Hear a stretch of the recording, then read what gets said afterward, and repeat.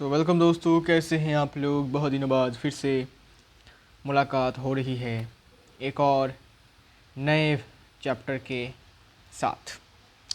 आज हम शुरुआत करेंगे स्ट्रेट लाइंस चैप्टर को। बहुत ही इजी चैप्टर है, ठीक है। उम्मीद करूँगा आप लोगों को समझ में आएगा और मन से और कंसंट्रेशन के साथ आपको देखना होगा, हर एक चीज़ आपको समझना होगा, ठीक है। कुछ टॉपिक्स मैंने पहले से लिख के रखे हैं, ठीक है, बिकॉज ये जो वर्ड है स्लोप, इसके बारे में बहुत लोगों को ही नॉलेज है पहले से। तो basically what is a slope of a line, किसी भी लाइन का स्लोप का अर्थ क्या है, मतलब क्या है, वो हमें सबसे पहले समझना होगा। तो बेसिकली स्लोप, इसका एक और नाम है ग्रेडियंट ऑफ ए लाइन, ठीक है। अगर किसी भी जगह पर आपको ग्रेडियंट लिखा हुआ मिले, सो आपको घबराना नहीं है, आपको समझ जाना है कि भाई ये स्लोप की बात कर रहा है, ठीक है भाई। तो स्लोप हमने देखा था कि स्लोप बेसिकली जब भी कोई लाइन एक्स एक्सिस के साथ एंटी क्लॉकवाइज में एंगल बनाता है, तो उस एंगल का अगर हम टेंजेंट लेते हैं, उस टेंजेंट को ही हम कहते हैं slope of the line. Definition आपके सामने है, the trigonometrical tangent of the angle that line makes with the positive direction of the x axis. Positive direction of the x axis का मतलब होता है कि एक्स एक्सिस का राइट हैंड साइड वाला पार्ट, बिकॉज एक्स एक्सिस का right hand side वाला part ही positive होता है, ठीक है। तो उसके साथ एंटी क्लॉकवाइज रोटेशन में जो एंगल बनता है, जब भी एक लाइन को तुम रखोगे, कहीं पर भी बनाओगे किसी भी कोऑर्डिनेट सिस्टम में, तो जो एंगल वो बनाएगा पॉजिटिव एक्स एक्सिस के साथ एंटी क्लॉकवाइज डायरेक्शन में, उसी एंगल का अगर मैं ट्रिग्नोमेट्रिकल टेंजेंट ले लूँ, ट्रिग्नोमेट्रिकल टेंजेंट का मतलब होता है जो हमने टैन थीटा लिया था, टैन थीटा हमने पढ़ा था ट्रिग्नोमेट्री में, जो कि होता है परपेंडिकुलर अपॉन बेस, उसी की बात यहाँ पर हो रही है। तो जब मैं इस थीटा का टेंजेंट ले लेता हूँ, तब जो वैल्यू मुझे मिलेगा उसी वैल्यू को हम कहते हैं slope of the line. Simple सी बात है, सिंपल सी बात है, समझ में आ गया होगा आपको। अच्छा, तो मैंने यहाँ पर आपको एक ड्राइंग करके दिखाया है। सपोज़ ये हमारा एक्स एक्सिस, ये एक्स एक्सिस, ये वाई एक्सिस है, ठीक है। तो मैंने एक लाइन ड्रॉ किया है, लाइन ए बी। तो ये line A B positive x axis मतलब ऑरिजिन से राइट हैंड साइड में जो एक्स एक्सिस है वो है पॉजिटिव एक्स एक्सिस।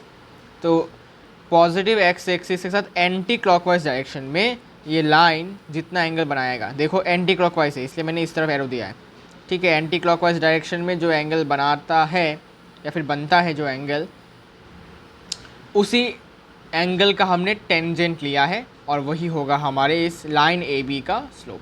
और स्लोप को स्मॉल m भी लिखा जाता है सिम्बलिकली, ठीक है, रिप्रेजेंट किया जाता है स्मॉल m से, ठीक है। अच्छा, और इस थीटा को कहा जाता है इंक्लाइनेशन एंगल, ठीक है, इंक्लाइनेशन एंगल कहा जाता है, ठीक है।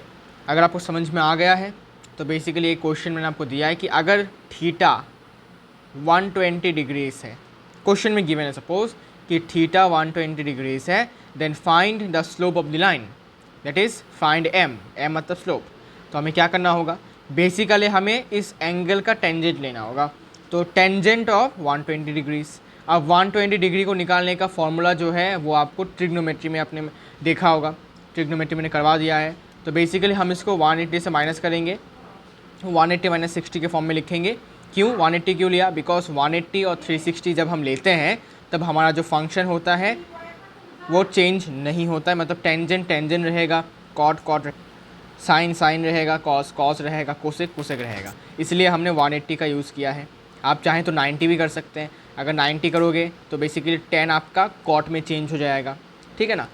180 लिया, 180 माइनस 60 किया तो हमें 120 मिलता है। तो हमने 120 को ही कुछ इस फॉर्म में लिखा। अब सबसे पहले हमें क्वाड्रेंट चेक करना होगा कि 180 माइनस 60 कौन से क्वाड्रेंट में है। तो क्वाड्रेंट हम लिखते हैं, ये हमारा 90 होता है, ये 270 होता है, ये 0 डिग्री होता है, ये भी 360 भी कह सकते हो, और ये आपका 180 होता है। तो बेसिकली 180 माइनस 60, ठीक है, 180 माइनस 60। तो यहाँ से शुरू हुआ, गया गया गया गया गया 180 तक पहुँचा, फिर उसने देखा कि 180 से थोड़ा कम है, कितना, 60 कम है, तो बस इससे थोड़ा कम हो गया, इतना तक आ गया, यहाँ पर है। तो ये कौन से क्वाड्रेंट में है? सेकंड क्वाड्रेंट में है। और सेकंड क्वाड्रेंट में according to ASTC rule, second quadrant में साइन और इसका उल्टा कोसेक ही पॉजिटिव होते हैं, बाकी सारे के सारे ट्रिगो फंक्शंस आपके नेगेटिव होते हैं। तो बेसिकली 10 भी आपका नेगेटिव होगा और 10 ही रहेगा बिकॉज 180 हमने यूज़ किया, और ये जो 60 है यहाँ पर आ जाएगा। अब बेसिकली 10 60 का वैल्यू हमें पता है √3 होता है, बस बिठा दिया और सामने एक माइनस साइन आ गया। तो बेसिकली अगर थीटा 120 डिग्रीज है तो हमें स्लोप निकालना आता है, सिंपली हमें बस 10 निकालना होता है उस एंगल का, ठीक है। और आपके प्रैक्टिस के लिए मैंने कुछ क्वेश्चंस आपको दिए हैं जो हम एक साथ सॉल्व करेंगे। आप वीडियो को पॉज करके सॉल्व कर सकते हैं पहले, और आंसर बाद में मिला सकते हैं। तो चलिए स्टार्ट किया जाए। 10 135, ठीक है, 10 135 बेसिकली हमें स्लोप निकालना है। तो basically slope is nothing but 10 135। तो m इक्वल्स टू 10 135। अब 135 को कैसे लिखेंगे भाई? 135 को हम लिख सकते हैं कुछ ऐसे, 90 + 45 भी लिख सकते हो, 180 - 45 भी लिख सकते हो, ठीक है, तुम्हारी मर्ज़ी, तुम कैसे लिखना चाहते हो। सो बेसिकली मैं चाहता हूँ कि इसको मैं 180 के फॉर्म में लिखूँ बिकॉज चेंज नहीं होगा हमारा फंक्शन, इसलिए। तो बेसिकली मैं इसको लिखूँगा 10 180 डिग्रीज माइनस 45 डिग्री। अगर तुम गौर से देखोगे 180 - 45 135 ही होता है। इसके बाद बेसिकली अब हमें क्वाड्रेंट चेक करना होगा। तो क्वाड्रेंट जब हम चेक करेंगे तो हमें देखने को मिलेगा 180 से कम है, ठीक है। तो बेसिकली 180 से थोड़ा कम है, यहाँ पर होगा बेसिकली। तो ये सेकंड क्वाड्रेंट में लाई करता है ये वाला एंगल। तो बेसिकली सेकंड क्वाड्रेंट में वी नो 10 इज़ नेगेटिव। तो बेसिकली यहाँ पर 10 एक नेगेटिव सामने आ जाएगा और ये 10 45 डिग्रीज़। और हमें बताया कि 10 45 डिग्रीज़ आपका कितना होता है? 1 होता है, और सामने एक माइनस है तो -1। सो बेसिकली स्लोप आपका क्या हो जाएगा? इसका स्लोप हो जाएगा -1। सिंपल है। इसके बाद आइए इस वाले क्वेश्चन को निपटाते हैं। इस वाले क्वेश्चन में क्या बोला गया है? 10 180 डिग्रीज़ निकालो। बहुत आसान। तो स्लोप क्या हो जाएगा? 10 180 डिग्रीज़। कैसे निकालेंगे? बस इसको 180 से माइनस कर सकते हो। तो basically it will B 10 180 degrees minus 180 degrees, ठीक है। तो basically it is 10 0 degrees and is 0, ठीक है। अब आप बोल सकते हो कि भाई इसको तुम ऐसे क्यों किया, 90 से कैसे करोगे, ठीक है। तो 90 से करने का भी सेम ही टेक्निक है, तुमको बस ऐसे करना होगा, 90 × 2 - 0, ऐसे भी कर सकते हो, ठीक है। तो यहाँ पर बेसिकली 90 × 2 - 0 डिग्री भी ऐसे भी कर सकते हो, या फिर मैंने जैसे किया ऐसे भी कर सकते हो। लेकिन याद रहे कि 10 180 डिग्री और 10 0 डिग्री का वैल्यू सेम ही आता है। ऐसा क्यों? बिकॉज मैंने आपको बताया था ट्रिग्नोमेट्री में कि एक्स एक्सिस में आपका साइन 0 होता है और वाई एक्सिस में आपका कॉस 0 होता है, ठीक है, कॉस 0 होता है। तो बेसिकली 10 किसका किसका रिलेशन होता है? 10 is basically sine upon cos, सही बात है। तो बेसिकली साइन अगर 0 हो गया, अगर न्यूमरेटर आपके 0 हो गया तो ऑब्वियसली बात है 10 आपका 0 होगा। और न्यूमरेटर कौन से एंगल में 0 होता है? तो बस हमें ये देखना होगा कि साइन हमारे कौन से डिग्रीज़ में 0 होता है। तो साइन 0 डिग्री में 0 होता है, 360 में 0 होता है, 720 में 0 होता है, ऐसे करते करते 360 के मल्टीपल्स। और दूसरा 180 में 0 होता है, सही बात है। तो 10 180 भी 0 होगा और 10 0 डिग्री भी 0 होगा, सिंपल सी बात है, ठीक है। अच्छा, इसके बाद देखिए एक और क्वेश्चन है आपके सामने, 10 0 डिग्रीज़। ये तो बहुत आसान सा आंसर है आपके लिए। 10 0 डिग्री का वैल्यू आपको याद है, जो कि होता है 0, ठीक है। तो स्लोप क्या हो जाएगा? बेसिकली स्लोप आपका 0 हो जाएगा, या फिर ऐसे लिख सकता हूँ, slope is 10 0 degrees, that is slope is 0, slope is 0। अरे यार,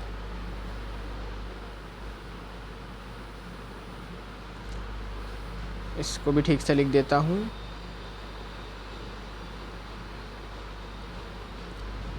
लास्ट क्वेश्चन, tan 90 डिग्रीज कितना होता है? तो tan 90 डिग्रीज तो स्लोप होगा tan 90, और हमने याद करके रखा है कि tan 90 का वैल्यू हमने क्लास 10th में याद किया था, जो कि होता है नॉट डिफाइंड। तो basically m equals to not defined. इसका मतलब जो स्लोप होगा वो आपका नॉट डिफाइंड होगा। स्लोप इज़ नॉट डिफाइंड, ठीक है, बिकॉज tan 90 आपका 1/0 आता है, जो कि नॉट डिफाइंड होता है। ओके, ठीक है, समझ में आया क्या? उम्मीद करता हूँ समझ में आया होगा। अच्छा, एक और बात,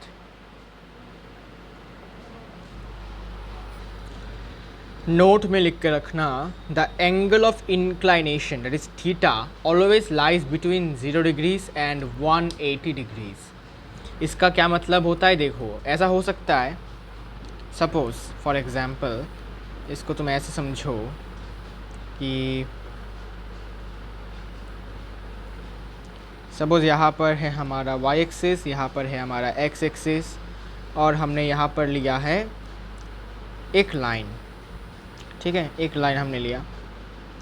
अब हो सकता है, ऐसा भी हो सकता है कि तुमने जो लाइन लिया है उसका स्लोप पहले थीटा था, ठीक है, सपोज अभी ये 60 डिग्रीज़ में है, 45 डिग्रीज़ में है, तो मैंने इसको बढ़ाया बढ़ाया बढ़ाया बढ़ाया बढ़ाया, ऐसे करते करते करते करते मैं लेके गया ऐसे तक, ऐसे करके लेके गया, रुको, ऐसे लेके गया, देखो मैंने घुमाया इसको बेसिकली, तुम इसको ऐसे समझो, देखो, हाँ, ऐसे ऐसे ऐसे ऐसे ऐसे ऐसे ऐसे ऐसे घुमाया, ठीक है। तो पहले कुछ ऐसा था, तो स्लोप कुछ बन रहा होगा, कुछ थीटा मान लो, सपोज 45 है, या फिर 30 है, 45, 60, फिर बेसिकली 90, फिर 120, 135, 150, ऐसे करके बढ़ता जाएगा। यहाँ पर आके क्या हो जाएगा? ये 180 हो जाएगा बेसिकली, ठीक है ना। यहाँ पर आने के बाद क्या हो जाएगा? 180 हो जाएगा, और यहाँ पर जब आएगा तब क्या हो जाएगा? 0 डिग्री से हो जाएगा, ठीक है। अब तुम्हारे दिमाग में सवाल आ सकता है कि भाई अगर मैं इसको 180 से ज़्यादा ले लूँ, यहाँ पर ले लूँ, तो क्या ये रिफ्लेक्स एंगल बन जाएगा? तो आंसर इज़ नो, इसको हम रिफ्लेक्स एंगल में ट्रीट नहीं करेंगे। हम हमेशा ध्यान रखेंगे कि स्लोप में जो एंगल है, मतलब एंगल ऑफ इंक्लाइनेशन होता है, वो हमेशा आपका 0 और 180 के बीच में, या फिर 0 और 180 हो सकते हैं, ठीक है। आपका थीटा 180 हो सकता है, 0 भी हो सकता है, लेकिन इससे ज़्यादा नहीं हो सकता, इनके बीच में होना चाहिए, ठीक है। तो ये बात आपको याद रखना है। चलिए, तो बेसिकली यहाँ पर ऐसे लिख सकते हो कि 0 डिग्री से ज़्यादा थीटा और 180 के बराबर या फिर इससे छोटा, ये है आपका एंगल ऑफ इंक्लाइनेशन का कंडीशन, ठीक है। ओके ब्रो, समझ में आ गया है।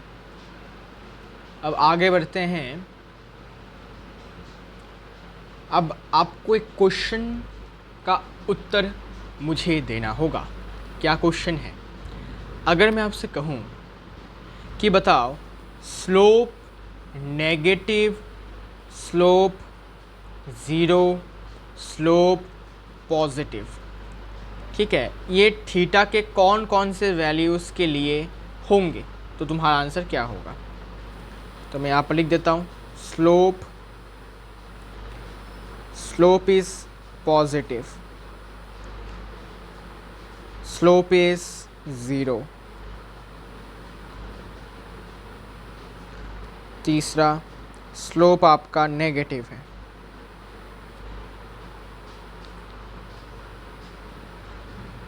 तो बताओ स्लोप पॉजिटिव थीटा के कौन कौन से वैल्यूज़ के लिए होंगे, स्लोप 0 कब होगा, स्लोप नेगेटिव कब होगा, मतलब थीटा के कौन से वैल्यूज़ के लिए होगा। तो बेसिकली याद रखें ये बात कि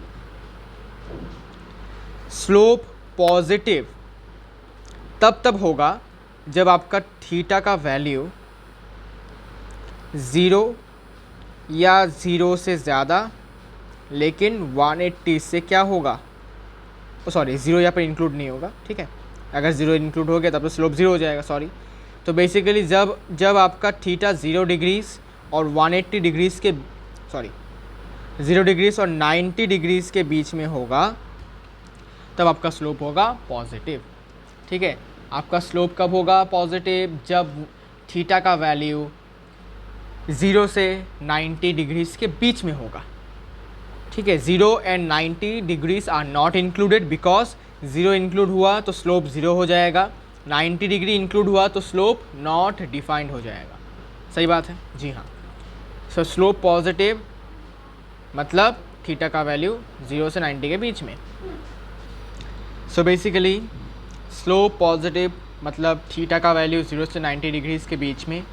स्लोप 0 मतलब या तो थीटा का वैल्यू 0 डिग्री या फिर 180 डिग्री, और स्लोप नेगेटिव का मतलब 90 से 180 के बीच में अगर थीटा का वैल्यू हुआ तो बेसिकली याद रखना होगा आपको कि स्लोप नेगेटिव आएगा या फिर नेगेटिव होगा। ठीक है, चलिए फिर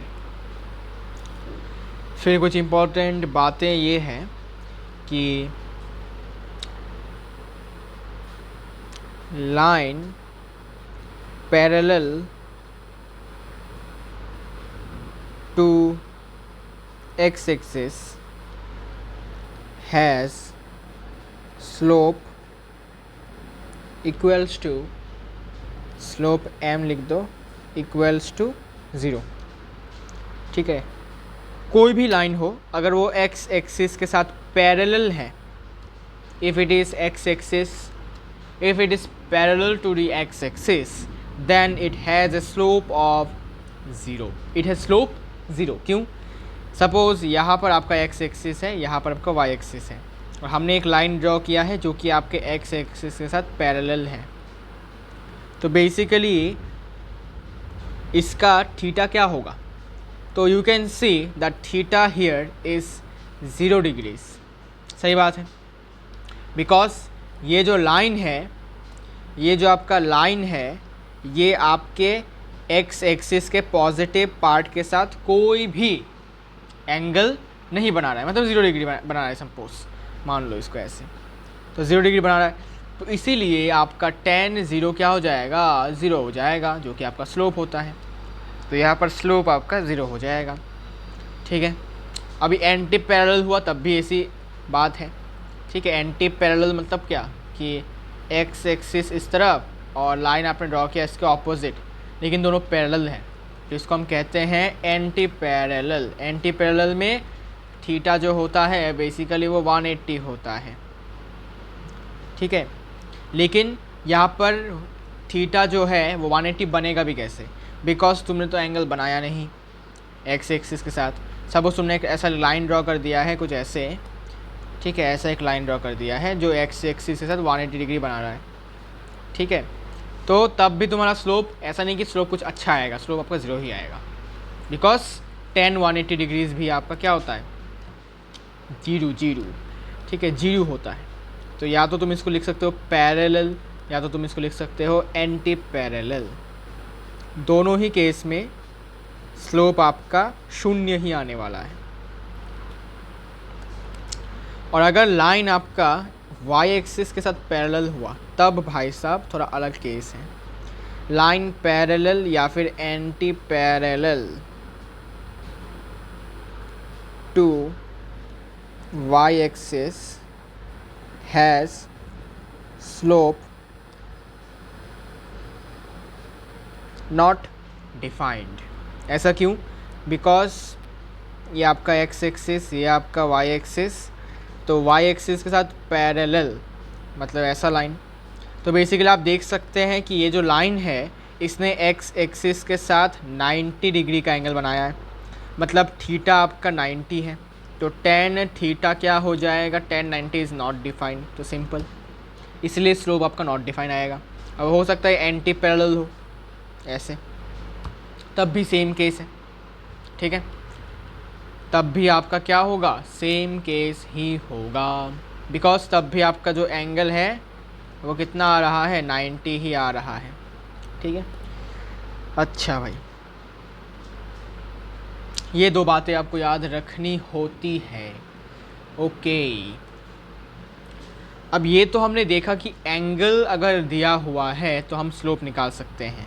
अब ऐसा भी हो सकता है कि आपको 2 पॉइंट्स के बीच में कोऑर्डिनेट्स दे दिए जाए तो तब आपको उस लाइन का स्लोप निकालना है जो उन दो पॉइंट्स को ज्वाइन कर रहा हो। ठीक है, चलिए फिर बात करते हैं इसको लेकर। इम्पॉर्टेंट टॉपिक है ये।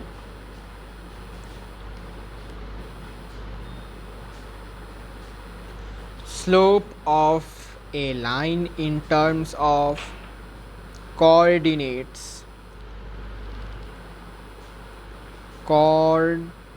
कॉर्ड्स लिख देता हूँ, ठीक है, शॉर्टकट में, cords of any two points, PTS मतलब points on, so slope of a line in terms of cords of any two points on it.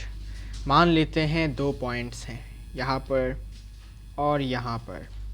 This is point A, अच्छा पॉइंट ए छोड़ो, इसको मान लो x2 y2, और इसको मान लो x1 y1। अब एक लाइन ड्रॉ करो जो इन दो पॉइंट्स को जॉइन कर रहा हो, कुछ ऐसे। Okay, now we have to find the slope of this particular line joining the two given points.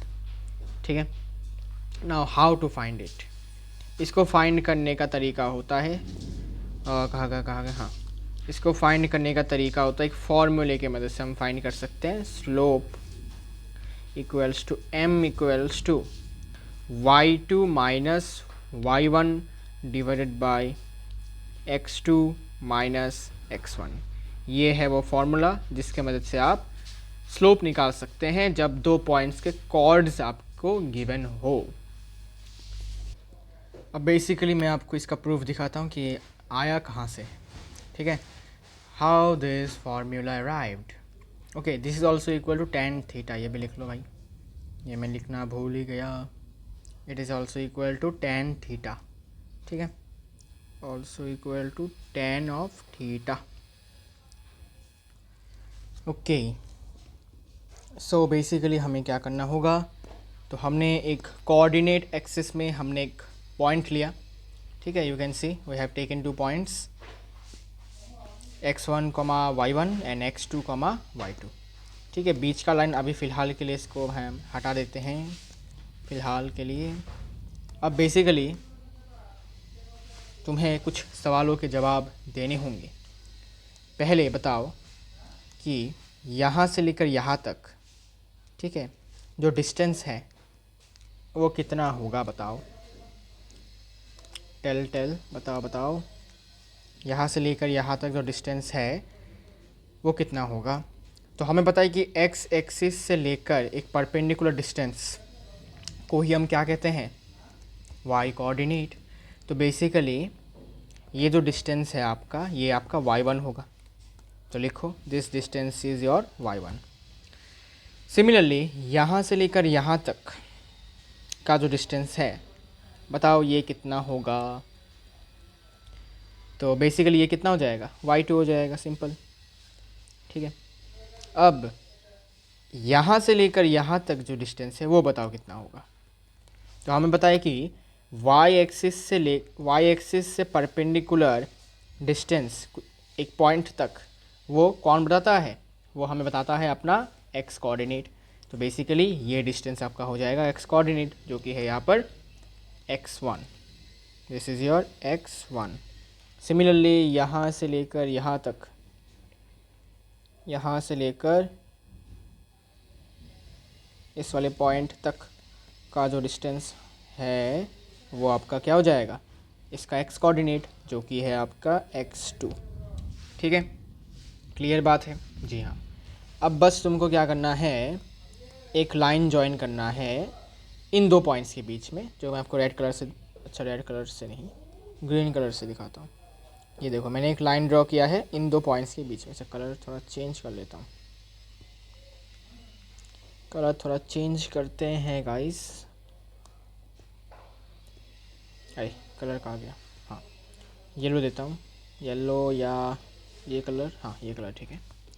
तो बेसिकली मैंने एक लाइन जॉइन किया है दो पॉइंट्स के बीच में, ये दो पॉइंट्स के बीच। ठीक है, अच्छा अब बेसिकली तुम एक काम करो, तुम इसको भी थोड़ा जॉइन कर दो। अरे इसको भी थोड़ा सा ज्वाइन कर दो, ठीक है, इसको भी थोड़ा ज्वाइन कर लो। हाँ, इसको ज्वाइन करने के बाद यहाँ पर ये बनेगा 90 डिग्रीज, और फिर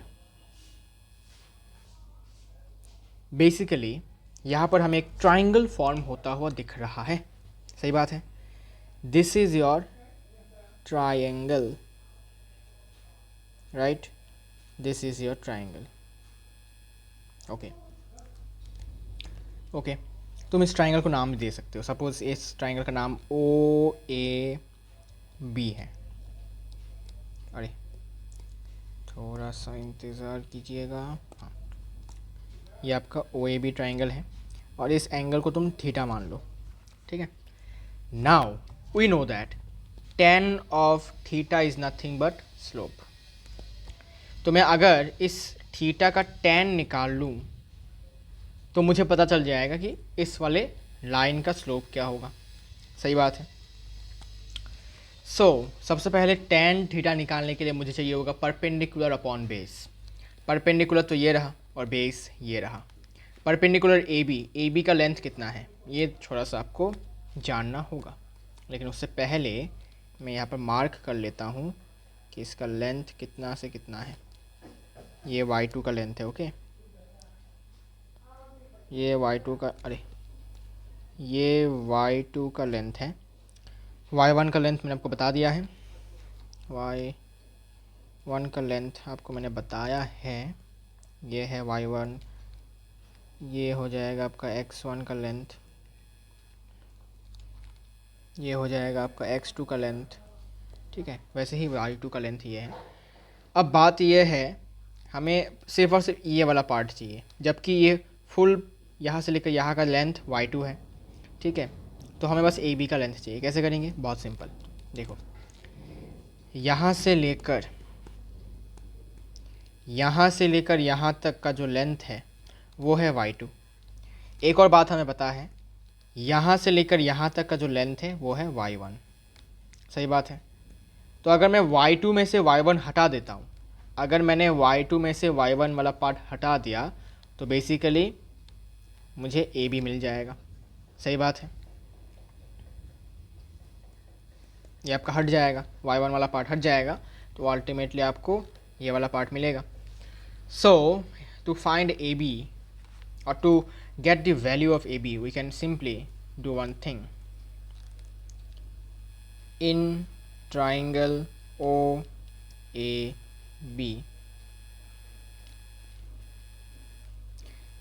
AB equals to y2 minus y1। Clear? ये आपको क्लियर हो गया AB का लेंथ ऐसा क्यों आया। हाँ, अब मुझे बेस भी चाहिए। बेस तो OB है। OB का लेंथ निकालने के लिए हमारे पास जुगाड़ है। क्या जुगाड़? कि यहाँ से लेकर यहाँ तक का जो लेंथ है, मतलब यहाँ से लेकर यहाँ तक का जो लेंथ है, ये टोटल लेंथ आपका x2 है, और यहाँ से लेकर यहाँ तक का जो लेंथ है वो आपका x1 है। सही बात है। अगर मैं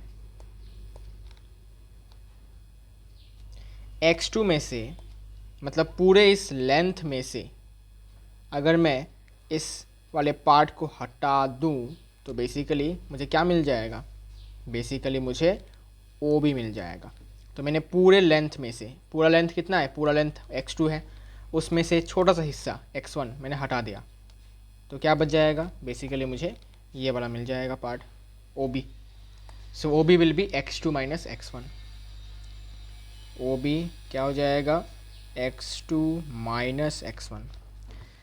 तो परपेंडिकुलर मिल गया, बेस मिल गया, बस tan थीटा निकालो। तो tan of theta will be equal to perpendicular upon base, that is y2 minus y1 divided by x2 minus x1, and this is your slope, because tan theta क्या होता है? Slope के बराबर होता है। तो this is nothing but slope. तो ये आपका प्रूफ हो गया। ये वाला फॉर्मूला कहाँ से आया, इसका मैंने प्रूफ आपको दे दिया। तो ये तब आपको यूज़ करना है जब आपके कोऑर्डिनेट्स गिवन हो। ओके, समझने के लिए एक रैंडम सा क्वेश्चन ले लेते हैं, ठीक है, एक एग्जांपल ले लेते हैं समझने के लिए।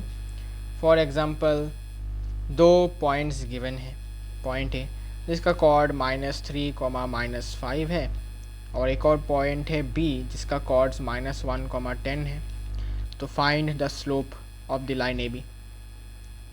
Find the slope of the line A B. A B मतलब क्या, इन दो पॉइंट्स को ज्वाइन करने वाले लाइन का स्लोप निकालो। तो बेसिकली तुम इसको डायग्रामेटिकली भी समझ सकते हो कि दो पॉइंट्स हैं, ये पॉइंट ए, ये पॉइंट बी, इन दोनों पॉइंट्स को ज्वाइन करने वाला जो लाइन है, हमें इस लाइन का स्लोप निकालना है। बहुत आसान। तो इसको फॉर्मूले की मदद से हम कर सकते हैं। सो आंसर क्या हो जाएगा, m will be equal to y2 minus y1 divided by x2 minus x1 is the slope. So basically y2 आप किसी को भी मान सकते हो, ठीक है। सपोज आप इसको भी y2 मान सकते हो, या तो इसको मान सकते हो y2। अगर आपने इसको y2 मान लिया तो ये आपका x2, और अगर आपने इसको y2 मान लिया तो ये आपका x2। ऐसा नहीं होना चाहिए कि आपने इसको इसको आपने y2 मान लिया, इसको आपने x1 मान लिया, ऐसा नहीं होना चाहिए, ठीक है। तो मैं मान लेता हूँ कि भाई ये हमारा y2 है, ये हमारा x2 है।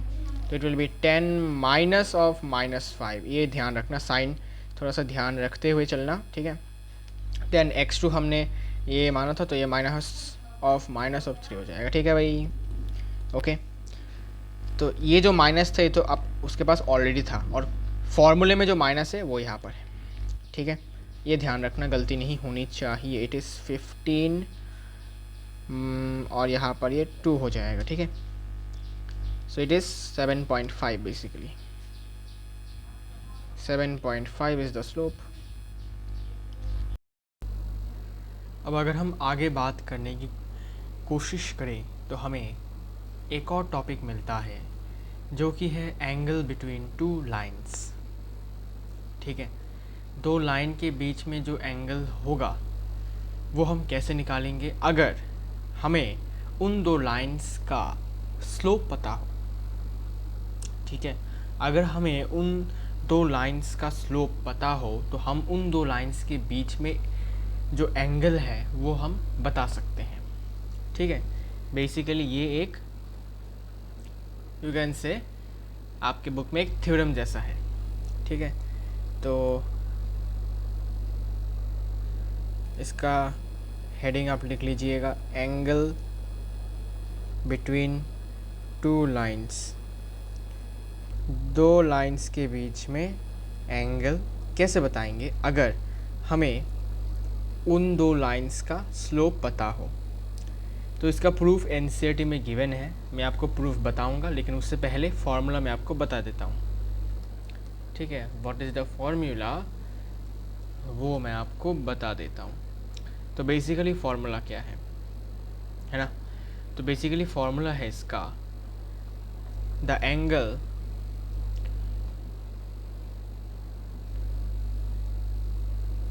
यहाँ लिखता हूँ,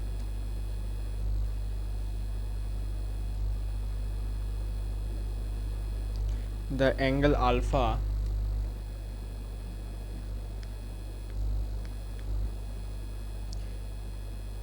between the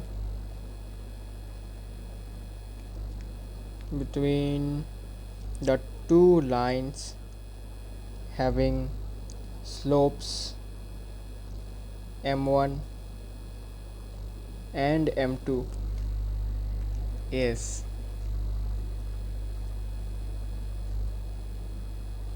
given by alpha equal to plus minus, या फिर प्लस माइनस ना लिखकर तुम इसको ऐसे भी लिख सकते हो कि यू कैन से मॉड, ठीक है, मॉड। अच्छा रुको, एक काम करता हूँ, रुको यहाँ पर tan इनवर्स तो आ जाएगा। इसको तुम ऐसे समझो, by tan of alpha equals to mod of m2 minus m1 divided by 1 plus m1 m2, ठीक है। तो बेसिकली यहाँ से फिर हमें इस अल्फ़ा को निकालना होगा और वही होगा इन दो लाइंस के बीच का एंगल। तो बेसिकली अल्फ़ा निकालने के लिए हम क्या करेंगे, बेसिकली tan को उस तरह भेज देंगे tan इन्वर्स करके, ठीक है। tan इन्वर्स क्या होता है, वो एक्चुअली इन्वर्स ट्रिग्नोमेट्रिक फंक्शन होता है जो हम क्लास 12th में पढ़ेंगे, अभी नहीं, ठीक है, अभी ज़रूरत नहीं है, लेकिन फिर भी थोड़ा सा याद रखना, नॉलेज में रखना कि क्या मतलब होता है इसका। तो बेसिकली मैं इसको बॉक्स बना कर रख देता हूँ, ठीक है। tan अल्फ़ा से आपको अल्फ़ा निकालना होगा, ठीक है। और यहाँ से तुमको अल्फ़ा क्या मिलेगा, अल्फ़ा मिलेगा तुमको tan inverse mod of m2 minus m1 divided by 1 plus m1 into m2, ठीक है। यहाँ से तुमको ये वाला एंगल मिलेगा जब तुम tan को उस तरह भेज दोगे, ठीक है। तो बेसिकली आपको कौन सा फॉर्मूला याद रखना है, बेसिकली आपको ये वाला फॉर्मूला ही याद रखना है, फिर वहाँ से अल्फ़ा आप निकाल सकते हो। मैंने यहाँ पर अल्फ़ा क्यों यूज़ किया, बुक में थीटा यूज़ हुआ है, मैं अल्फ़ा की मैंने अल्फ़ा इसलिए यूज़ किया because tan theta is slope, ठीक है। ऐसे आपको याद होगा कि m equals to tan theta, तो फिर से यहाँ पर एक और थीटा आ जाएगा तो आप कंफ्यूज हो जाओगे कि भाई ये tan थीटा तो हमने देखा था कि स्लोप होता है, जो कि होता है y2 minus y1 by x2 minus x1, ठीक है ना। तो इसलिए कंफ्यूज ना होने के लिए मैंने थीटा की जगह पर अल्फ़ा यूज़ किया है, और अल्फ़ा होगा angle between the two lines if and only if the slopes of those two lines are given, तभी हम ये वाला फॉर्मूला यूज़ करेंगे, ठीक है। दो लाइंस के बीच में एंगल निकालना हमें तब आएगा, तब हमें पॉसिबल होगा जब उन दो लाइंस का स्लोप हमें पता हो, वरना हम एंगल नहीं निकाल पाएंगे, ठीक है। और एक और बात आपको याद रखना होगा कि इन्हीं फॉर्मूले से दो यू कैन से आउटकम्स और निकाले गए, ठीक है। क्या आउटकम्स, कि अगर दो लाइंस परपेंडिकुलर हुए तो बेसिकली उनके बीच में जो क्या बोलते हैं इसको एंगल है वो 90 डिग्री है परपेंडिकुलर, तो what will be the result of this slopes, ठीक है। स्लोप में एक रिलेशन भी बनता है जब दो लाइंस परपेंडिकुलर होता है और जब दो लाइंस आपके क्या होते हैं, पैरेलल होते हैं। तो बेसिकली वो भी दो केसेस में हम बात करेंगे और इसका प्रूफ हम देखेंगे अभी। तो इसका प्रूफ क्या होता है, उससे पहले एनसीईआरटी में इसके दो केसेस गिवन हैं कि अगर इसका वैल्यू पॉजिटिव हुआ तो बेसिकली आपका क्या होगा, आपका जो tan अल्फ़ा है वो आपका पॉजिटिव होगा, ठीक है। tan अल्फ़ा आपका क्या होगा, पॉजिटिव। और अगर इसके अंदर का ये नेगेटिव हुआ, ठीक है, अगर इसके अंदर का ये वाला पार्ट नेगेटिव हुआ, मतलब ये वाला जो पार्ट आप देख रहे हैं, तो basically tan theta I mean tan alpha जो है वो आपका नेगेटिव आएगा। कैसे, समझा नहीं, बताऊंगा, टेंशन ना लो, ठीक है। मॉड लगाने का मतलब है कि इसका वैल्यू पॉजिटिव भी हो सकता है, नेगेटिव भी हो सकता है, लेकिन आउटकम हमेशा आपको पॉजिटिव ही मिलेगा बिकॉज मॉड लगा हुआ है। लेकिन इनपुट इसका कुछ भी आ सकता है और मॉड बाद में उसको क्या कर देगा, पॉजिटिव बना देगा, ठीक है। सो यहाँ पर दो केसेस बनते हैं, वो केसेस मैं आपको प्रूफ करने के बाद बताऊंगा, तो इट विल बी बेटर, समझने में आपको प्रॉब्लम नहीं होगा। तो चलिए प्रूफ की बात करते हैं। What's the proof, proof is that basically तुमको इमेजिन करने हैं, बेसिकली दो लाइंस को इमेजिन करना है, ठीक है। मैं पहले कोऑर्डिनेट एक्सिस बना देता हूँ, ये x axis y axis draw कर लो। ड्रॉ करने के बाद रैंडमली दो लाइंस ड्रॉ कर लो, ठीक है। रैंडमली तुम चाहो तो दो लाइंस ड्रॉ कर सकते हो, ऐसे और ऐसे, ठीक है। इंटरसेक्टिंग ड्रॉ कर रहा हूँ, परपेंडिकुलर ड्रॉ नहीं करूँगा, ठीक है, थोड़ा सा टिल्टेड ड्रॉ करूँगा। कुछ ऐसे, ठीक है। तो आई होप आपको समझ में आया पहला स्टेप। फिर दूसरा स्टेप क्या है? दूसरा स्टेप है आप इसको लाइन 1 मान लो, इसको लाइन 2 मान लो, सेकेंड लाइन और ये फर्स्ट लाइन। ओके, अच्छा। इसके बाद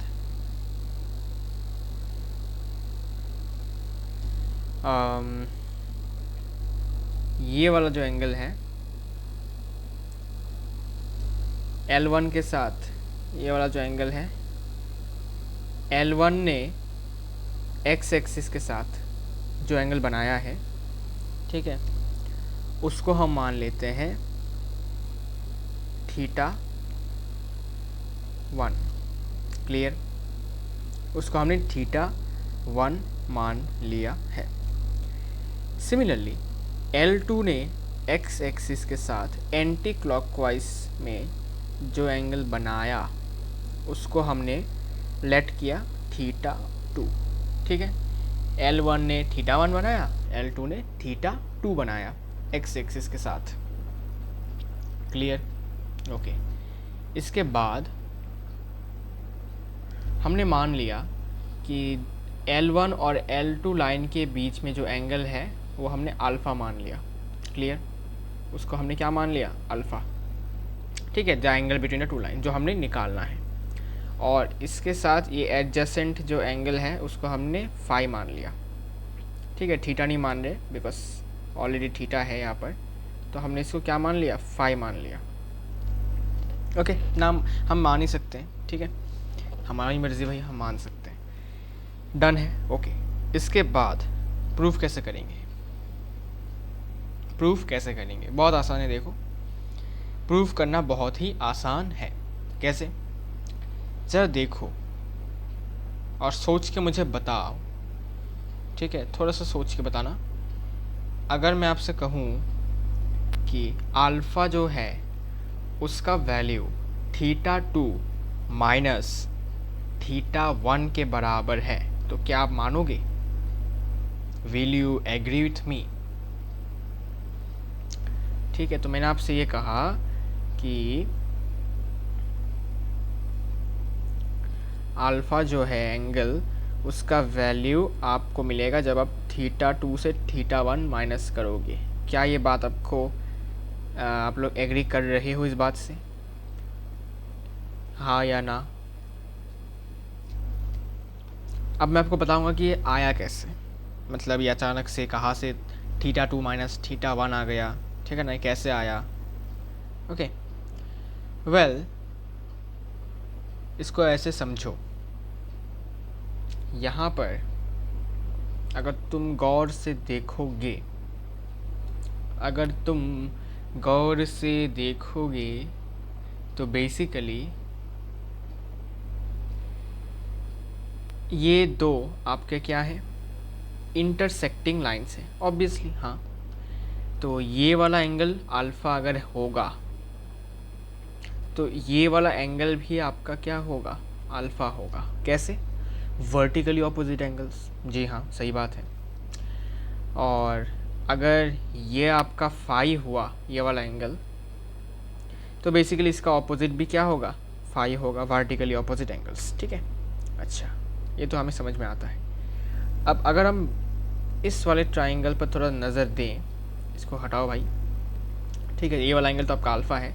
अगर हम इस वाले ट्राइंगल पर थोड़ा सा अपना नज़र देते हैं तो basically we can use the exterior angle property of a triangle in this triangle also। कैसे? exterior angle property of a triangle क्या कहता है कि जो exterior angle होता है किसी भी triangle का, वो triangle के अंदर का जो opposite interior angles हैं उनके सम के बराबर है, ठीक है। ये वाला और ये वाला एंगल के सम के बराबर है। It means θ2 equals to alpha plus क्या होगा? θ1। और ये कहाँ से आया? ये आया आपका एक्सटीरियर एंगल प्रॉपर्टी से। Got it? तो वहीं से हमने θ1 को इस तरह भेजा तो ये क्या बन गया? θ2 माइनस θ1 इक्वल्स टू अल्फ़ा। आ गया ये वाला रिजल्ट। तो बेसिकली हमने क्या यूज़ किया, हमने यूज़ किया exterior angle property of A triangle, जो हमने बचपन में किया था क्लास 8th 9th 10th में हमने ऐसे प्रॉपर्टीज़ यूज़ किए हैं, 7th में भी यूज़ किया है. So basically this angle is also your alpha, and from here we use the exterior angle property of a triangle. So simple. तो यहाँ से मैंने क्या यूज़ किया, exterior angle property. तो उम्मीद करता हूँ आपको ये एक्सटीरियर एंगल प्रॉपर्टी वाला जो केस है वो आपको समझ में आया होगा, इसमें कोई दिक्कत नहीं है. ठीक है, ओके. फिर आगे बढ़ते हैं. फिर आगे देखिए, आगे एक और बात, क्या कि अब इस इक्वेशन में मैं बोथ साइड में tan क्या करूँगा, यू कैन से इनपुट दूंगा tan से. ठीक है, तो मैंने बोथ साइड में क्या किया, मैंने बोथ साइड में tan से मल्टीप्लाई किया, यू कैन से. ठीक है, देसी भाषा में हम कहते हैं इसको tan से मल्टीप्लाई करना. ठीक है, तो मैंने दोनों तरफ tan से मल्टीप्लाई किया, तो tan alpha equals to tan of θ2 minus θ1. Simple, yes simple. फिर ये हमारा फॉर्मूला बनता है tan a minus b. Formula क्या है, बहुत simple, tan a minus tan b by 1 plus tan a tan b. Right, याद है, ट्रिग्नोमेट्री में हमने पढ़ा था. तो वही फॉर्मूला हम यहाँ पर भी लगाएंगे. So it is tan θ2 minus tan θ1 upon 1 plus tan θ1 को पहले लिखता हूँ. ठीक है, ऑर्डर में लिखता हूँ, इंटू tan θ2. अब मुझे बताओ tan ऑफ θ2 हमें क्या बताएगा, slope of the line L1, slope of line L1. क्या ये बात मानते हो, सोच के देखो. स्लोप किसे कहते हैं, स्लोप का मतलब जब भी एक लाइन पॉजिटिव एक्स एक्सिस के साथ एंटी क्लॉकवाइज में एंगल बनाता है, तो उस एंगल का जब हम tan लेते हैं, टेंजेंट लेते हैं, then we will get the slope of the line. तो बेसिकली यहाँ पर tan ऑफ θ2 हमें क्या देगा, L2 का स्लोप, और tan ऑफ θ1 क्या देगा, L1 का स्लोप. वाह भाई वाह, क्या बात है. तो बेसिकली मैं इनके जगह पर क्या लिख सकता हूँ, बेसिकली m2 लिख सकता हूँ, m1 लिख सकता हूँ. तो तुम एक काम करो, यहाँ पर लिख दो कि बेसिकली इस वाले लाइन का स्लोप है m1 और इस वाले लाइन का स्लोप है m2. ठीक है, लिख सकते हो तुम. यप, तो लिखो इसको यहाँ पर m2 minus m1 divided by 1 plus m1 m2. Simple, very very simple. ठीक है, अच्छा. अब एक और बात, क्या, ये तो हो गया. अब यहाँ पर एक और बात देखो, ये एक स्ट्रेट लाइन है कि नहीं. हाँ, तो यहाँ पर जो भी एंगल बनेगा, इन दो एंगल्स का सम क्या होगा, अल्फ़ा प्लस फाई क्या हो जाएगा, 180. क्लियर, जी हाँ. यहाँ से फाई क्या हो जाएगा, 180 माइनस अल्फ़ा. तो मैं अब क्या करूँगा, मैं बेसिकली थोड़ा सा चेंज करूँगा.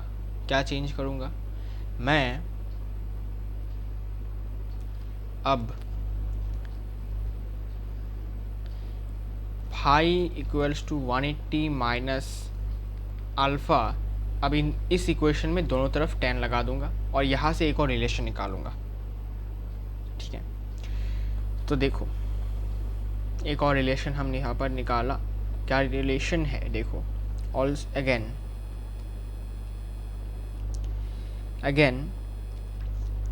हमें पता है कि ये स्ट्रेट लाइन है, तो स्ट्रेट लाइन प्रॉपर्टी या फिर कह सकते हो लीनियर पेयर कह सकते हो कि ये दो एंगल्स का सम क्या होगा, 180. लीनियर पेयर या फिर कह सकते हो स्ट्रेट लाइन प्रॉपर्टी. तो basically alpha plus phi equals to 180 implies यहाँ से फाई का वैल्यू निकाल लो जो कि होगा alpha 180 minus alpha 180 degrees minus alpha, और ये हमने कैसे निकाला, यूजिंग स्ट्रेट लाइन प्रॉपर्टी। ठीक है, यहाँ पर रीज़न लिख सकते हो तुम,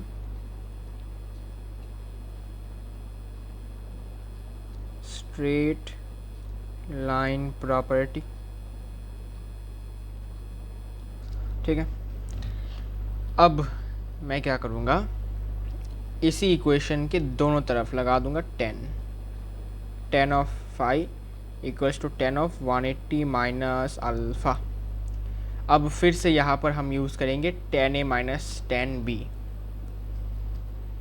है कि नहीं, बताओ, ऐसा यूज़ करेंगे? नहीं, एक्चुअली हम यहाँ पर ऐसा यूज़ नहीं करेंगे। हम ऐसा क्यों नहीं करेंगे, इसलिए नहीं कह रहे, मतलब इसलिए नहीं करेंगे बिकॉज ये आपका एक, तो भाई हमें पता है कि tan 180 डिग्री माइनस अल्फ़ा क्या होता है, इसका वैल्यू हमें पता है, तो हम बेसिकली 10a माइनस 10b करने की ज़रूरत यहाँ पर नहीं होगा। ठीक है, so basically tan 180 minus alpha, तो बेसिकली 180 है तो 10 ही रह जाएगा। अब कौन सा क्वाड्रेंट है, कौन सा क्वाड्रेंट है, क्वाड्रेंट आपका 180 से कम है, मतलब सेकंड क्वाड्रेंट में। अब आप क्वेश्चन में आ सकता है कि भाई, आपका क्वेश्चन आ सकता है कि भाई फर्स्ट क्वाड्रेंट में हो सकता है, नहीं, because alpha is always an acute angle. ठीक है, ये 90 से ज़्यादा नहीं हो सकता, एक्यूट होगा 90 से कम और 0 से ज़्यादा, तो इसीलिए 180 से जो है वो you can say max to max आपका ये 89 डिग्रीज माइनस हो सकता है। तो 89 डिग्री माइनस अगर होगा तो बेसिकली ये सेकंड क्वाड्रेंट में ही रहेगा।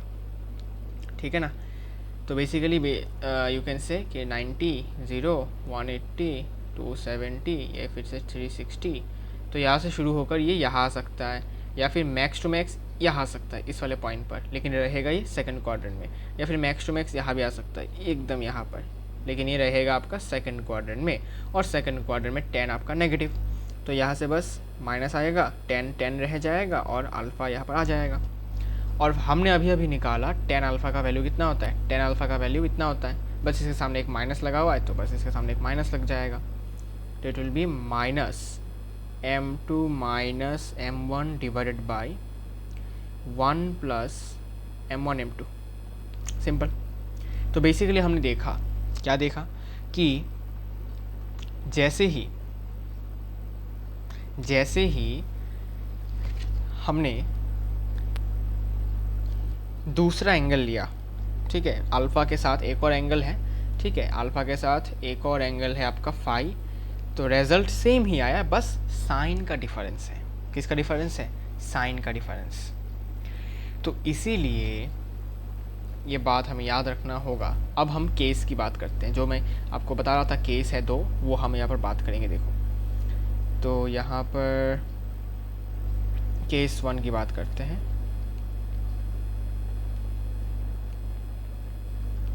केस 1 क्या है, केस 1 ये है कि अब मानते हैं हमने ये माना कि ये वाला वैल्यू जो है वो पॉजिटिव है, ठीक है, इट इज़ पॉजिटिव।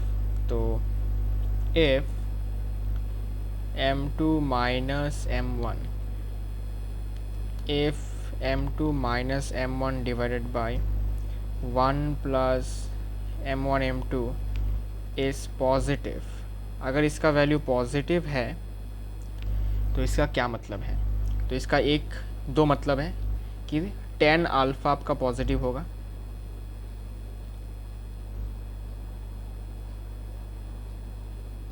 ठीक है, और 10 फाई आपका क्या होगा, नेगेटिव।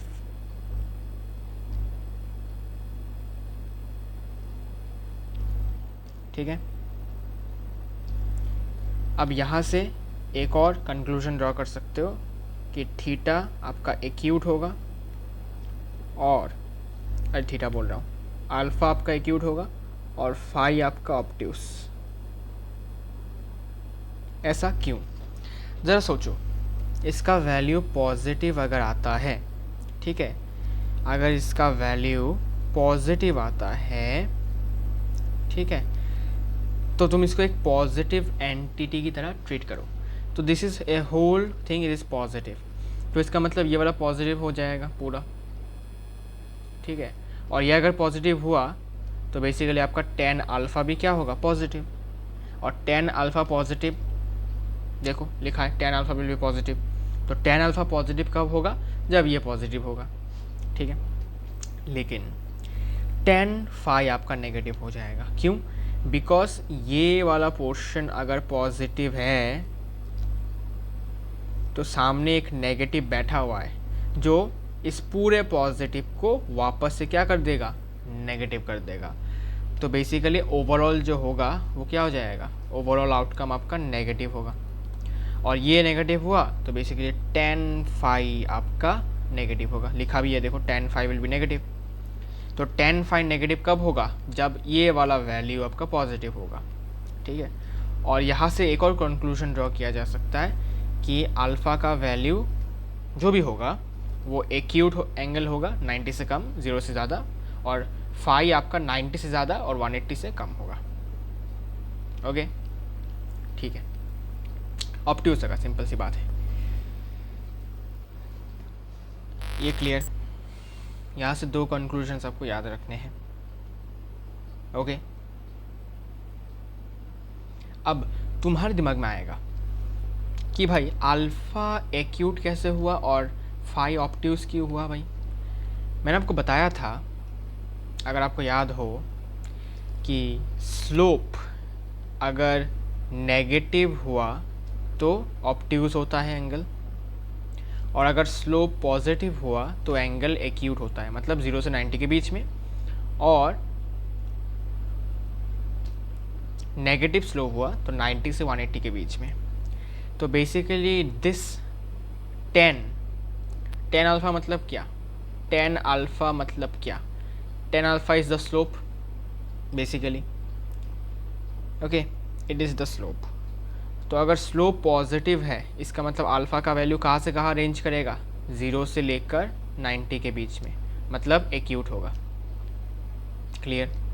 और वही tan phi is also a slope, तो और ये नेगेटिव है, नेगेटिव मतलब क्या, स्लोप नेगेटिव मतलब क्या बताओ, स्लोप नेगेटिव का मतलब फाई का वैल्यू 90 से ज़्यादा और 180 से कम, मतलब ऑब्ट्यूज, समझे, सिंपल।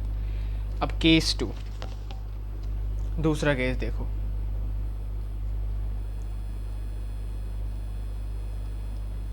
दूसरा केस है कि अगर, कॉपी कर लेता हूँ,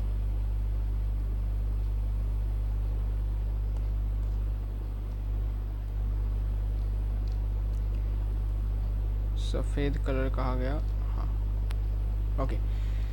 तो अगर अभी ये वाला जो वैल्यू है m2 माइनस m1 जो भी है, ये अगर आपका नेगेटिव हुआ तब क्या क्या चेंजेस होगा। अगर ये नेगेटिव हुआ तो टेन अल्फ़ा भी नेगेटिव होगा, ठीक है, और टेन फाई इस बार पॉजिटिव हो जाएगा, और बस इसमें उल्टा हो जाएगा, इसमें अल्फ़ा ऑब्ट्यूज हो जाएगा, ठीक है, alpha will be obtuse and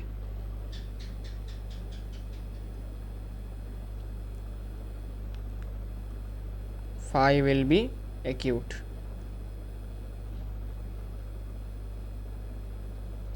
ठीक है। उम्मीद करता हूँ आपको ये समझ में आया होगा, ओके। इसके पीछे का कारण क्या है, कारण ये है कि अगर ये वाला वैल्यू नेगेटिव हो गया तो basically tan alpha will also भी नेगेटिव, और अगर ये वाला वैल्यू नेगेटिव हो गया तो यहाँ भी नेगेटिव, एक और नेगेटिव मिलकर क्या हो जाएगा, पॉजिटिव। तो बेसिकली टेन फाई आपका पॉजिटिव, और tan alpha is a slope negative मतलब alpha is obtuse angle and slope positive means alpha phi is acute angle, simple. तो ये दो केसेस आपके यहाँ पर बन रहे होते हैं। तो उम्मीद करूँगा आप लोगों को समझ में तो आया होगा कुछ ना कुछ। ठीक है, इसीलिए टेन थीटा का वैल्यू जो है, सॉरी टेन थीटा बोल रहा हूँ, टेन अल्फ़ा का जो वैल्यू है वो बेसिकली दोनों ही कंसिडर किया जाता है, पॉजिटिव भी और नेगेटिव भी, बिकॉज टेन अल्फ़ा का वैल्यू नेगेटिव भी हो सकता है, पॉजिटिव भी हो सकता है, ठीक है, एंगल पे डिपेंड करेगा। और एक और इम्पॉर्टेंट बात क्या है, इम्पॉर्टेंट बात ये है कि denominator should not be zero, 1 + m1 m2 should not be zero, ठीक है, ये एक कंडीशन है जो हम लिखते हैं जिससे कि आपको याद रहे कि भाई डिनोमिनेटर ज़ीरो मत होने देना भाई, ठीक है ना, ये लिखना पड़ता है एक्चुअली, ठीक है, प्रोवाइडेड करके लिखना पड़ता है। Okay, so this is the proof of angle between two lines, अगर स्लोप गिवन हो तो, अगर स्लोप गिवन हो तो हम ऐसा कर सकते हैं, क्या बात है, दैट्स ग्रेट। अब क्या करें, कुछ क्वेश्चंस देखते हैं, अच्छा खासा क्वेश्चंस अगर है तो हम देखेंगे। क्वेश्चंस बेसिकली करें क्या, या फिर आगे बढ़ जाए, बेसिकली बहुत इजी टॉपिक है, ठीक है, ये वाला तो स्लोप गिवन रह जाएगा, आपको बस फार्मूला में बिठा कर सॉल्व करना है, तो खैर इसका आप छोड़ देते हैं, हम एक काम करते हैं, कंडीशंस के बारे में बात कर लेते हैं, ठीक है। कंडीशंस क्या क्या है, कंडीशंस का मतलब ये है कि पैरेलल लाइंस अगर होते हैं तो हमें याद रखना है पैरेलल लाइंस का स्लोप ऑलवेज सेम होता है, ठीक है, आपके एनसीईआरटी का टॉपिक है ये, conditions for parallelism and perpendicularity of lines in terms of their slopes, ठीक है भाई, टंग ट्विस्टर जैसा लग रहा है, पता नहीं क्यों। Conditions for parallelism,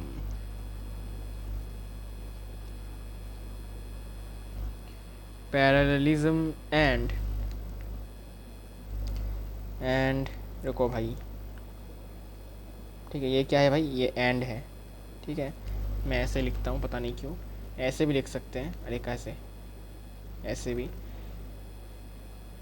लेकिन ऐसा दिखने में सुंदर नहीं लगता ना, ऐसे लिखता हूँ, खैर लिखने की ज़रूरत नहीं है, एंड लिखता हूँ ऐसे, and perpendicularity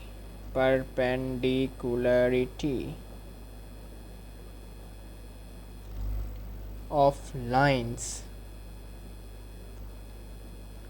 in terms of their slopes के टर्म्स में क्या कंडीशंस होता है जब दो लाइंस पैरेलल होते हैं और दो लाइंस परपेंडिकुलर होते हैं। ओके, चलिए देखते हैं कंडीशन क्या है। कंडीशन है पहला, इफ टू लाइंस, मान लेते हैं L1 and L2 are parallel, अगर दो लाइंस पैरेलल होते हैं, that is L1 parallel to L2, then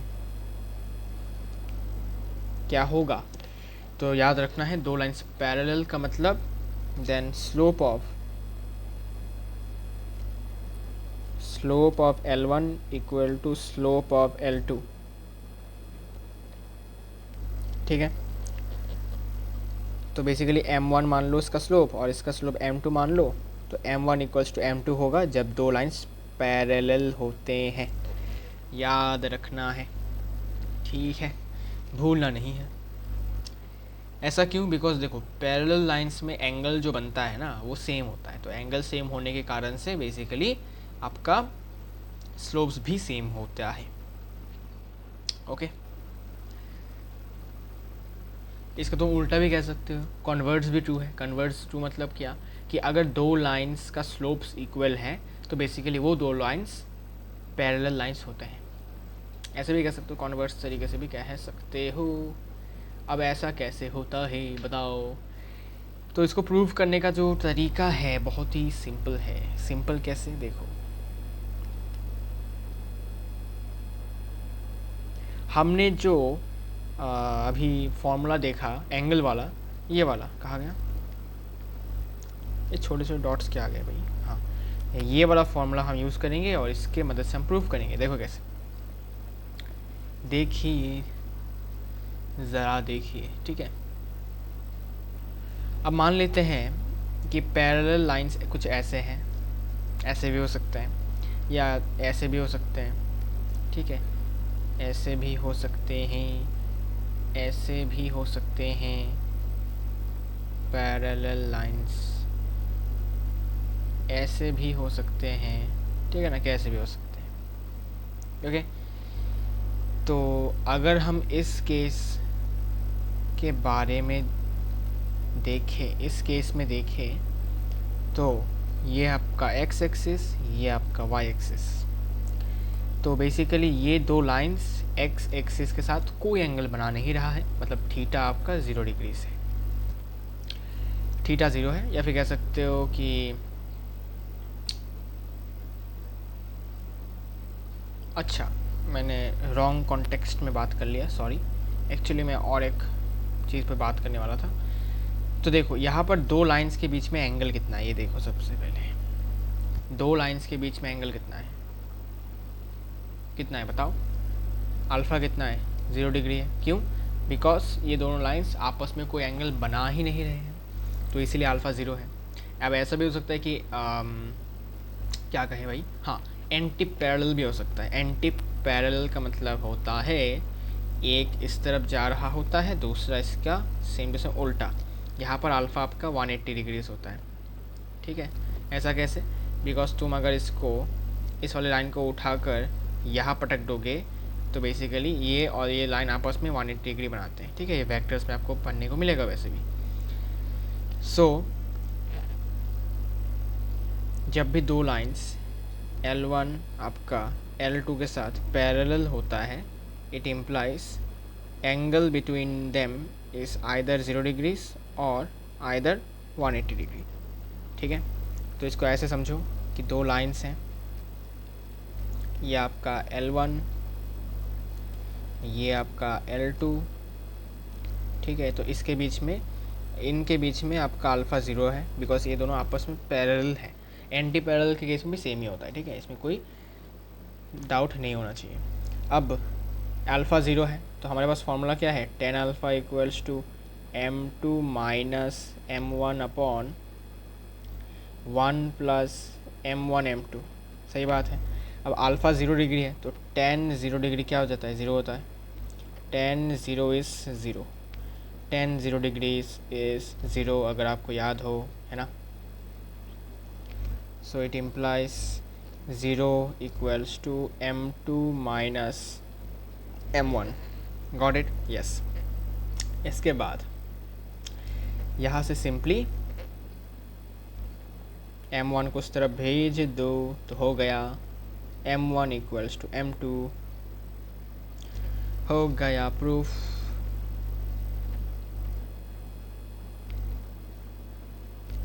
ठीक है कि नहीं, प्रूफ हो गया, जी हाँ। अब तुम इसको 180 के केस में भी कर सकते हो, कोई दिक्कत वाली बात नहीं है। अब जैसे कि 180 के केस में ऐसा कि ये लाइन इस तरफ, दूसरा लाइन इस तरफ, तो in this case alpha is 180 degrees, but the same formula is been used here also.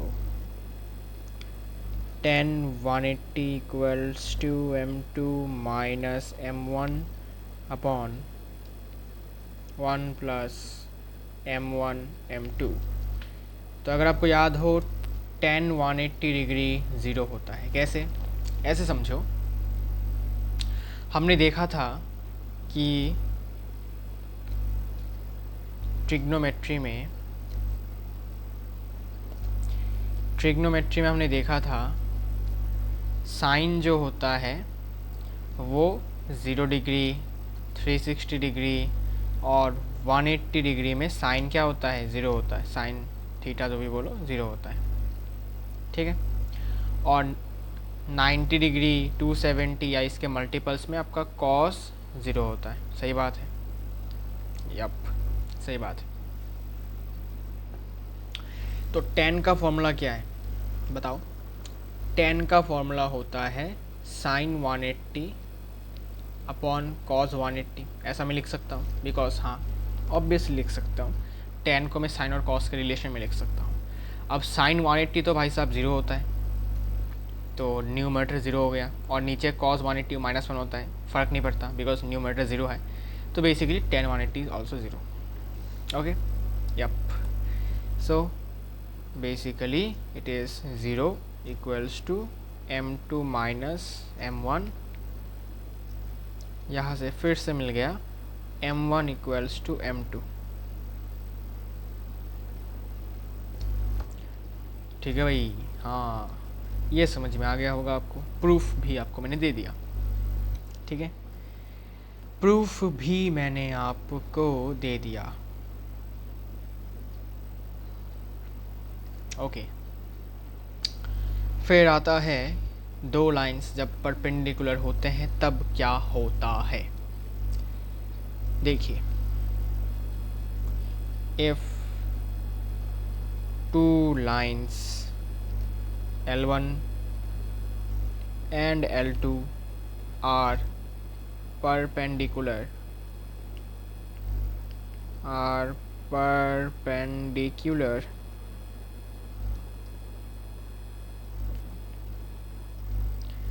that is L1 perpendicular to L2, then याद रखें slope of line L1 into slope of line line L2 का product -1 के बराबर होता है।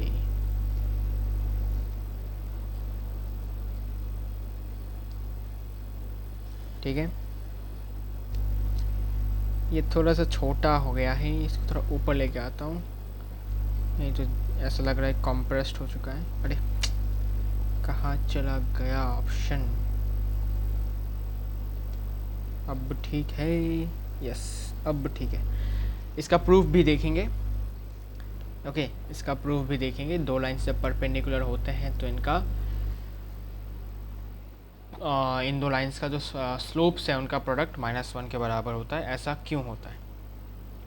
Y सो? इसको तुम फिर से प्रूफ कर सकते हो एंगल बिटवीन टू लाइन्स के मदद से। देखिए कैसे।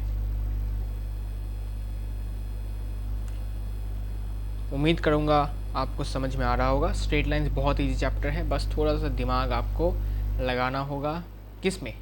थोड़ा सा फॉर्मूला याद रखना होगा बेसिकली, ठीक है, वरना सब कुछ इजी है। फॉर्मूला मतलब कॉन्सेप्ट याद रखो, फिर फॉर्मूला याद रखना। कॉन्सेप्ट पहले समझना पड़ेगा कि कैसे हुआ। प्रूफ, हाँ प्रूफ याद रखना पड़ेगा थोड़ा थोड़ा कि भाई ये आया कैसे। कोई आपसे पूछ सकता है कि भाई ये आया कैसे बताओ, तब तुम ब्लैंक हो जाओगे। इसीलिए प्रूफ भी थोड़ा याद रखने की कोशिश आपको करना है कि भाई हाँ भाई बता कि दो लाइंस परपेंडिकुलर है तो उनका स्लोप का प्रोडक्ट का वैल्यू -1 क्यों है, तो तुम ब्लैंक हो जाओगे बिकॉज तुमने तो प्रूफ याद नहीं किया, तुमने बस फॉर्मूला देख के चले आए। ठीक है, अगर ऐसा स्कूल में पूछते हैं बेसिकली प्रूफ, इसलिए बता रहा हूँ, ठीक है, तो स्कूल को भी ध्यान रखना होगा। अब देखिए, दो लाइंस परपेंडिकुलर हैं कुछ ऐसे, this is 90 degrees, this is L1, this is L2, ठीक है। अब बेसिकली फॉर्मूला लग जाएगा यहाँ पर। अल्फ़ा का वैल्यू क्या है? 90, बिकॉज दो लाइंस के बीच में एंगल तो 90 है। So it is 10 alpha equals to m2 minus m1 divided by 1 plus m1 m2।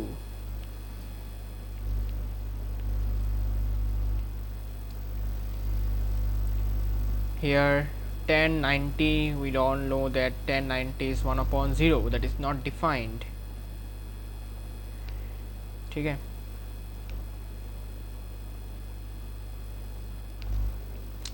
हमें सबको पता है, हम सबको पता है 10 90 का वैल्यू होता है 1/0 और इसको हम नॉट डिफाइंड कहते हैं। अभी के लिए हम इसको 1/0 के फॉर्म में लिखेंगे जिससे कि हम यहाँ पर कैलकुलेशंस कर पाएँ, ठीक है। हमें पता है कि इसका जो वैल्यू होता है नॉट डिफाइन होता है बिकॉज डिनोमिनेटर ज़ीरो नहीं हो सकता।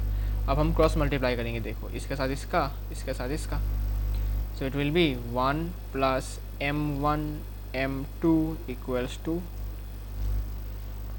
Basically it is 1। अच्छा रुको, कुछ गलत, अच्छा ज़ीरो हो जाएगा, सॉरी।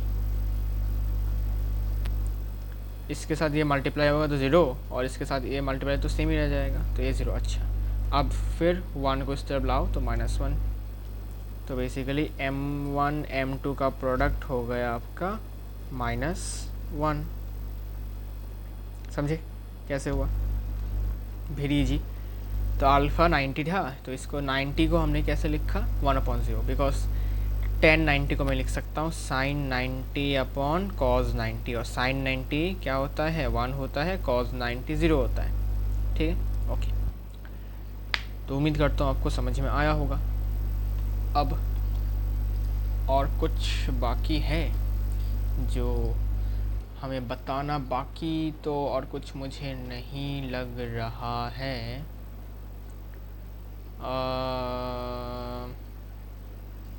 अच्छा ठीक है, बता दिया सब कुछ। हाँ, एक क्वेश्चन करते हैं, फिर क्वेश्चन से आपको क्लैरिटी मिलेगा। Question, determine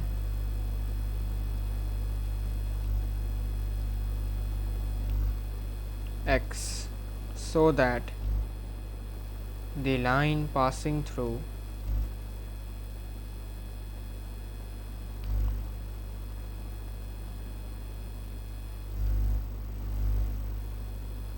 (3, 4) and x, 5 makes 135 degrees angle with the x-axis।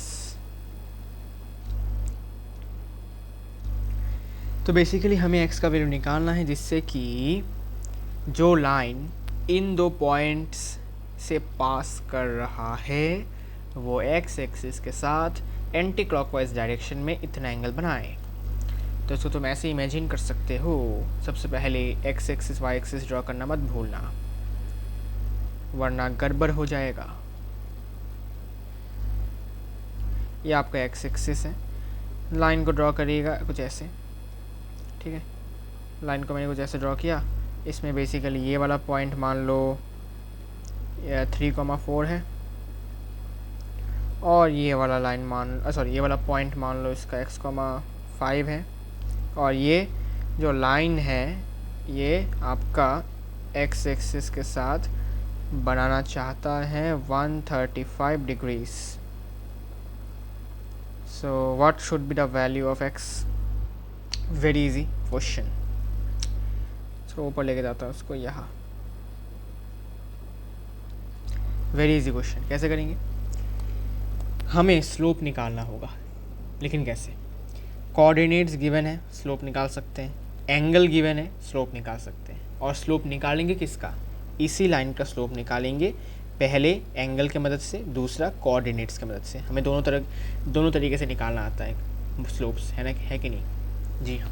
तो हम वही दो मेथड्स यूज़ करेंगे और इसी एक लाइन का 2 बार स्लोप निकालेंगे, ठीक है। और आपस में दो स्लोप्स इक्वल होंगे, बिकॉज दो स्लोप्स तो एक ही लाइन के हैं, ठीक है। बस फ़र्क इतना है, हमने एक को एक फार्मूले के एंगल के मदद से निकाला, दूसरे को कोऑर्डिनेट्स वाले फार्मूले की मदद से निकाला, ठीक है।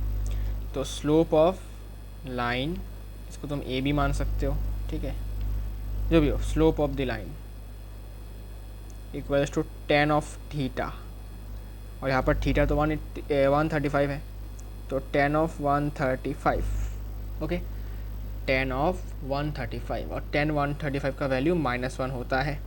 करवाया था मैंने आपको, यहाँ पर देखो कहाँ गया, ये देखो 135 का ये हाँ करवाया था, -1 होता है, ठीक है। So it is this, okay. इसके बाद ये हमने स्लोप निकाला इस लाइन का यूजिंग एंगल। अब हम कोऑर्डिनेट्स की मदद से भी निकाल सकते हैं। स्लोप ऑफ द लाइन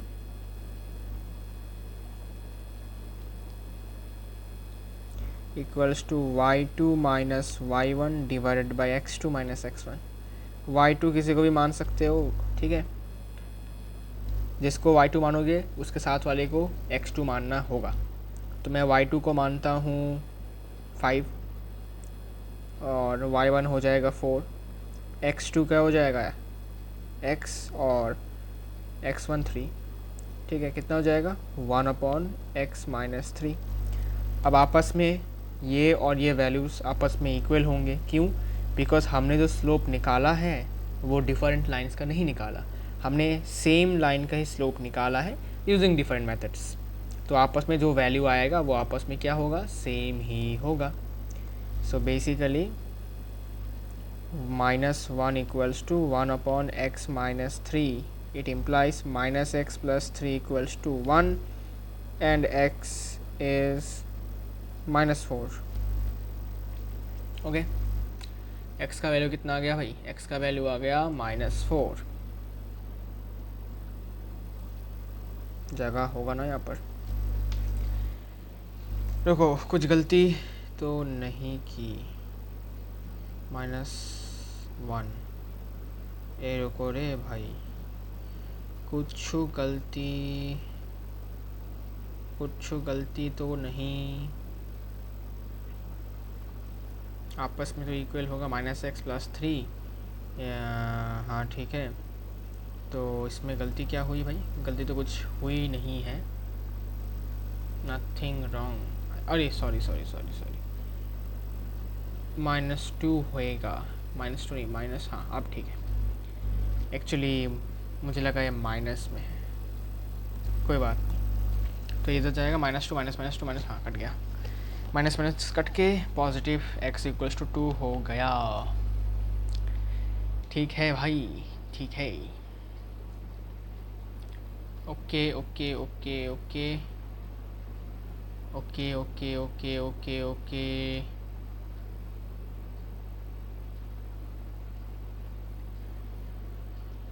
और कुछ क्या हो सकता है?